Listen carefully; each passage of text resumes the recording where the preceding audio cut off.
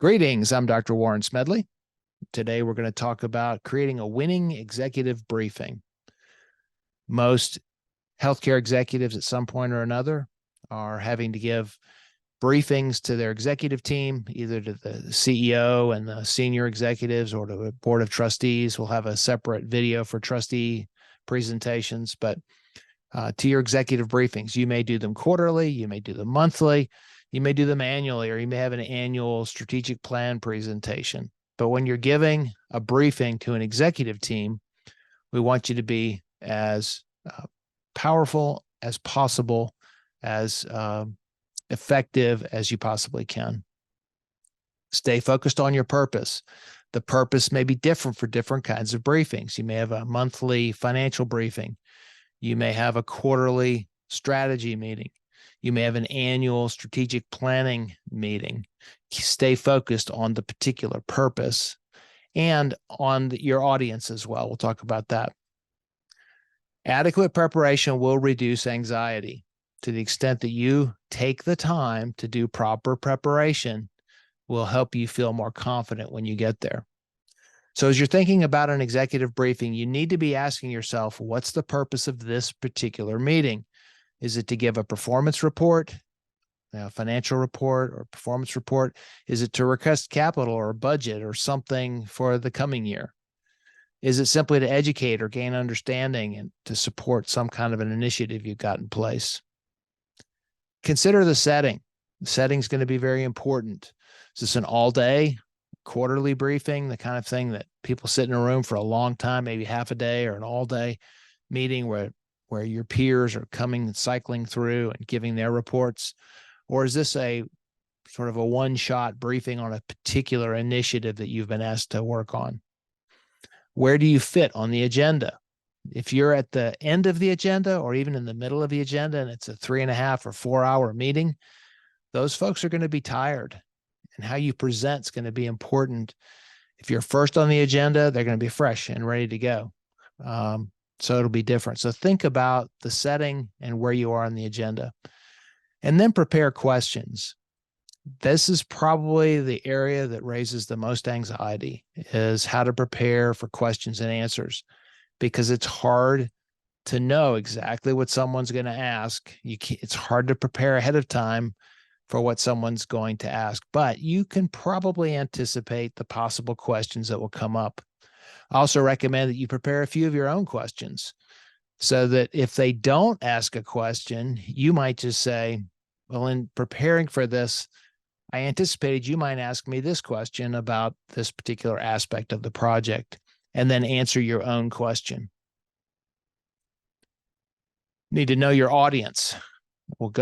In other videos, we've talked about this, but knowing who you're presenting to is particularly important, because the type of person you're presenting to will change or should change your presentation style. You need to try and meet the needs of the people who you're presenting to. And I'll kind of just run through this quickly. We have another video that talks about this, but the different styles of listening that different types of people in the executive team are going to have is going to make a difference in how you present your material from the very beginning. So if this is the CEO and you're presenting to the CEO, they're probably, if you're familiar with the DISC profile, they're probably a director type of personality.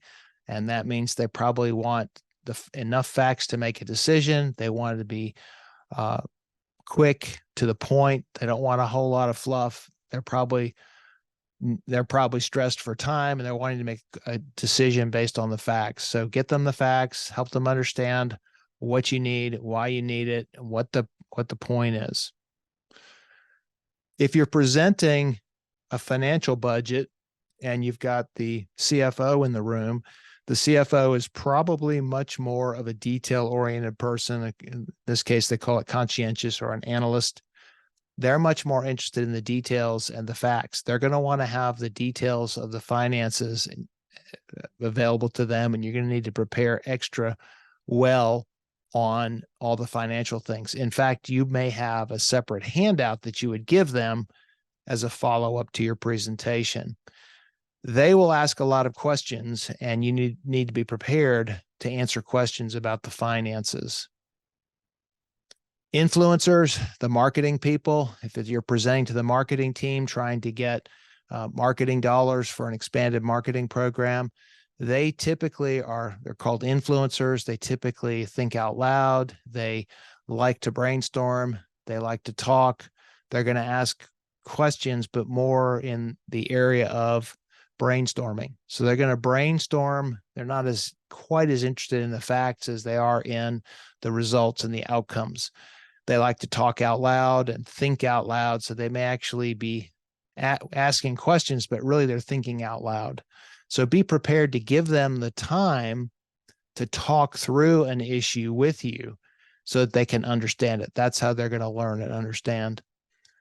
Those who are stabilizers, if you're giving a presentation to a group of primary care physicians, for example, then these stabilizers typically are a little bit more quiet, a little bit more reserved, and more interested in fairness and not necessarily the deep facts. They want to make sure people are treated fairly. They want to make sure that the quality is high.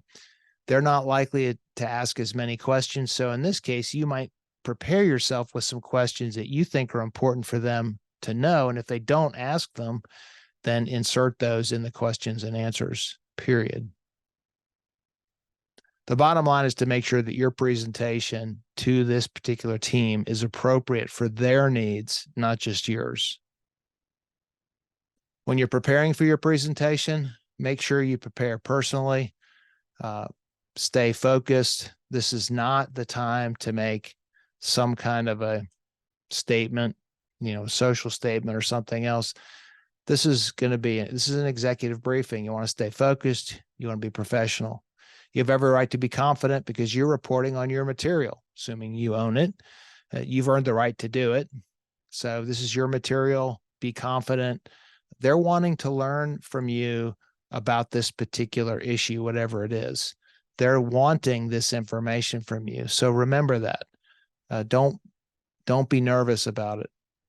Practice, yes. Memorize, no. Keep your notes handy, but please do not memorize your presentation, because if you get nervous and you get stuck, then you're really in trouble. Practice it. Know what you're going to say. Know where you're going with it, but don't memorize it. Be yourself, but dress neatly and professionally. So if you normally just wear a polo shirt around the clinic, but in this day, put a nice button-down dress shirt on, or make sure you're dressed professionally and neatly to go before the executive team. Double check your look. Make sure you're together and not looking out of order.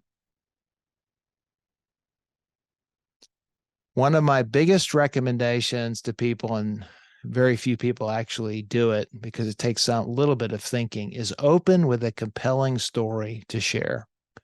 If you're presenting on the quarterly report to the executive team, they're sitting in their office or in the meeting room for, I don't know, a couple hours listening to reports from a whole bunch of people. You're in the middle of that. You're, an hour and a half in. They're hungry. They're tired. They're probably thinking, I wonder if I can sneak off to the bathroom sometime. They're not paying attention. So you need to catch their attention with a compelling opener when you start your report. Not long, but something compelling.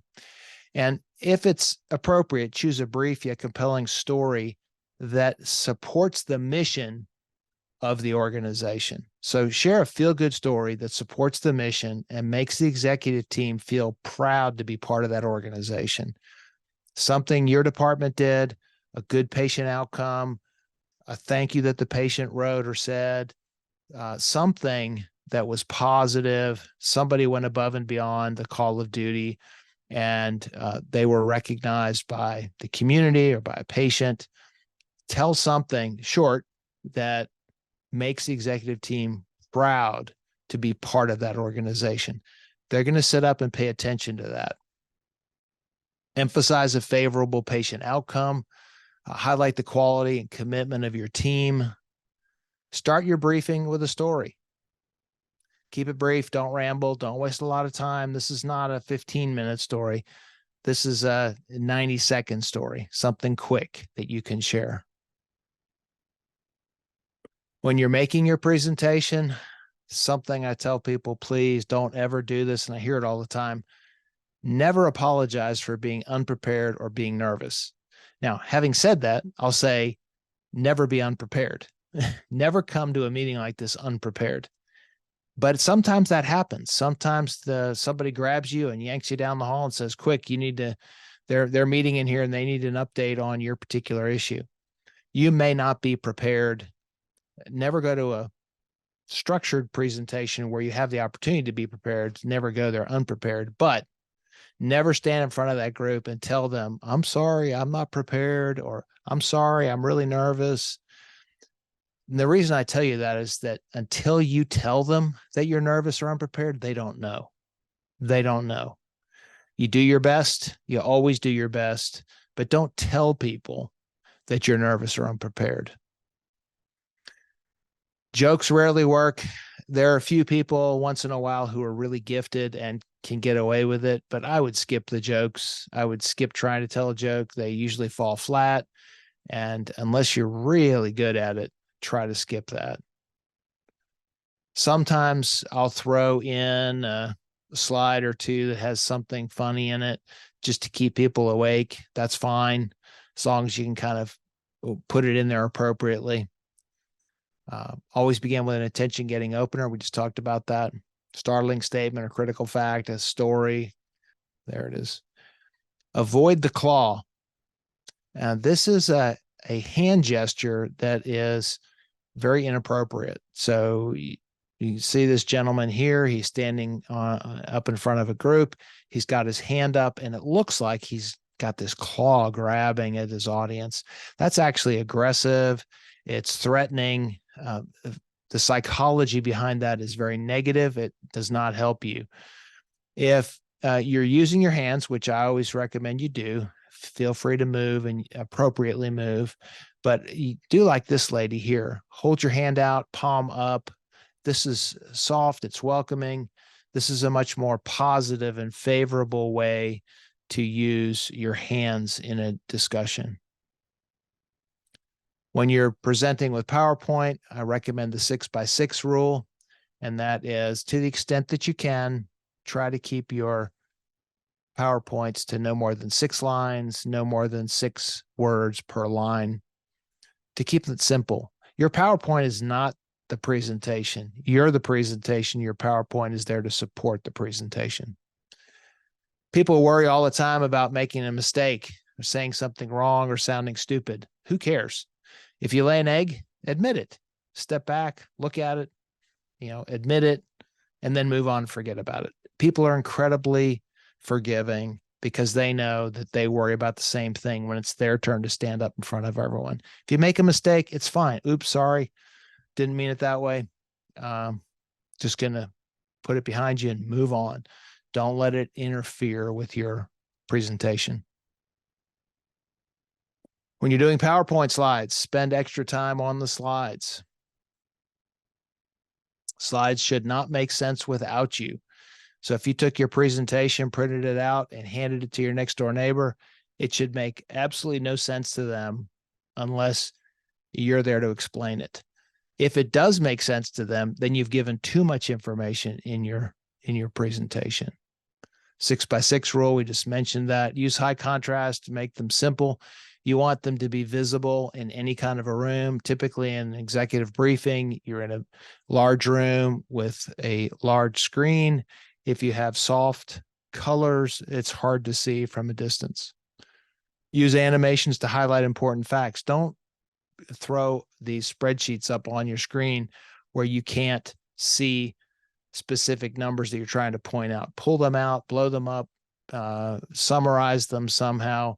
An important point, if you're embedding an Excel file, an Excel spreadsheet into your presentation, and then you're circulating that presentation, just know that that Excel file is totally embedded in your PowerPoint, and any important information you have in that PowerPoint can actually then be sent to other people. So Try not to do that. Don't cut and paste Excel charts. You're going to wind up in trouble. Use PDF handouts to support the details. So if you got a lot of heavy details, give them to the audience in a handout. Don't try and cram it into your slides. If you need help with slides, this lady is particularly good. Alila Garani, she's on, if you go to YouTube, she has a YouTube channel. She's really, really good. She has a whole bunch of PowerPoint tips and tricks, and it's very, very helpful for presentations. Thank you.